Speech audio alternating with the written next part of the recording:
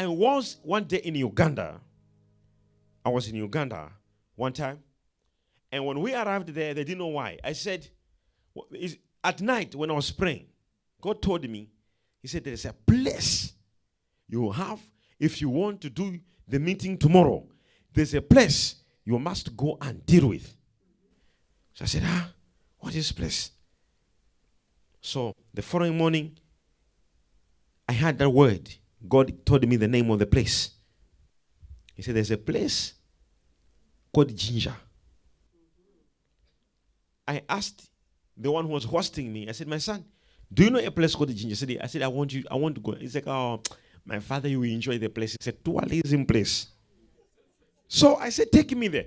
So they took me, and they were all thinking, I'm going there. Every time I go to Uganda, they will tell you, I will not preach until they take me there.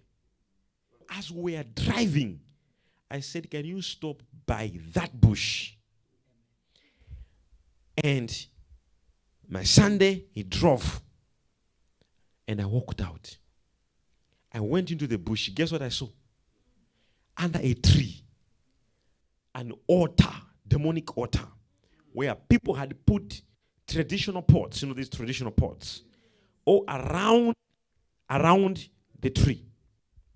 And you could see dead chickens. That they actually, some died a long time ago, some you just see around that place. I said, I got it. I went back into the car. I said, this is serious. We now drove to Ginger. Ginger is a source of Nile River. I said, take me. I said, I want to jump into the boat. I want to see where the Nile River starts. So as they were taking me on the boat, I said, move along the river.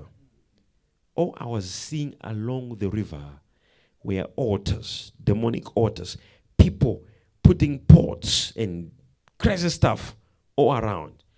And I was just behaving like I'm not seeing nothing. But I was not with them. Spiritually, I was in a dimension of warfare.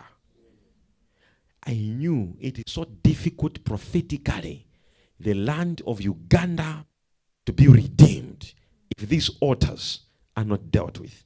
And intercessors and men of God and women of God in Uganda, they have so much work to do, because prophetically, whether you like it or not, God has raised up a pulpit. The pulpit of God is in Uganda. You didn't hear me. But they will never get it. And it will, trust you me, until these altars are broken. As much as it is, Uganda was supposed to be a headquarters of the glory of God. But the altars of the land is polluted. And his intercessors, men of God, women of God, to pray and fight. But they will never. Because the enemy has gone and took over a lot of men of God and made them to start fighting each other. So now it's the battle of the church.